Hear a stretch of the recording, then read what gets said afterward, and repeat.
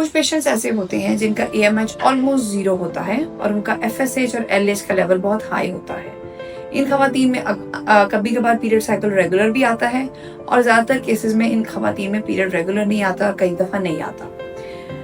ये खवातीन वो होती हैं जिनको ओवेरियन फेलियर है, यानी कि जिनका अंडेदानियों में अंडे बनाने का निज़ाम ख़त्म हो चुका है। दूसरी तरफ मेल्स आते हैं जिनका टेस्टिकुलर फेलियर है। इन मेल्स में भी FSH LH का लेवल बहुत हाई होता है और इन मेल्स में सीमन एनालिसिस में स्पर्म्स का नंबर 0 होता है। इसको एजोस्पर्मिया कहते हैं और ये वो खास तौर पे मेल्स होते हैं जिनके बायोप्सी में भी स्पर्म्स नहीं मिलते, यानी कि टीजा भी अगर वो करवाएं तो उनके स्पर्म्स नहीं मिलते।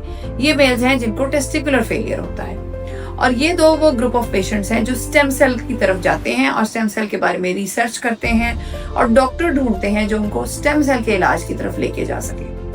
मैं बहुत दफा इसके बारे में बात कर चुकी हूँ, लेकिन मैं दोबारा भी करूंगी तो मेरा ख्याल है कम है। स्टेम सेल का इलाज इंटरनेशनल गाइडलाइंस के हिसाब से रिसर्च स्टेजेस पर है।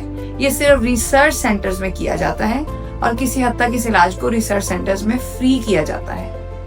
पाकिस्तान में भी कुछ NGOs अब स्टेम सेल का इलाज शुरू कर रही हैं, सिर्फ रिसर्च के तौर पर, यानी कि इसके बारे में तहकीक की जाए कि क्या इस इलाज से कोई बेनिफिट होगा।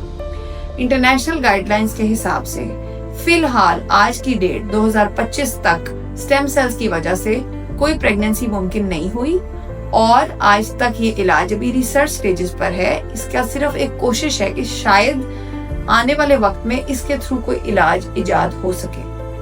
फिलहाल एक औरत जिसकी अंडेदानियों में अंडे खत्म हो चुके हैं, यानी कि AMH का लेवल तकरीबन 0 है और हस्बैंड जिसके स्पर्म्स नहीं बनते, इन खवातीन और हजरात का इलाज मौजूद साइंस में नहीं है। और अगर कोई डॉक्टर आपको स्टेम सेल का इलाज का बताता है और कहता है कि आप ये करवा लें, इससे आपको प्रेगनेंसी होगी, तो मैं ये जरूर चाहूंगी कि उस डॉक्टर से इलाज कराने से पहले आप अपनी रिसर्च करें और इस बात पर यकीन ना करें, क्योंकि आज तक जब पूरी दुनिया में ये इलाज एक्सपेरिमेंटल स्टेजेस पर है, पूरी दुनिया इसके बारे में कह रही है कि ये खवातीन और हजरात में सिर्फ किसी और औरत के अंडे और किसी और औरत के जरासीम से इनको हमल होता है, इनका स्टेम सेल के जरिए इलाज नहीं हो सकता, तो इस बात पर आपने यकीन नहीं करना और अपनी इसके बारे में खुद रिसर्च करनी है कि ये किस हद तक इसमें पॉसिबिलिटी है।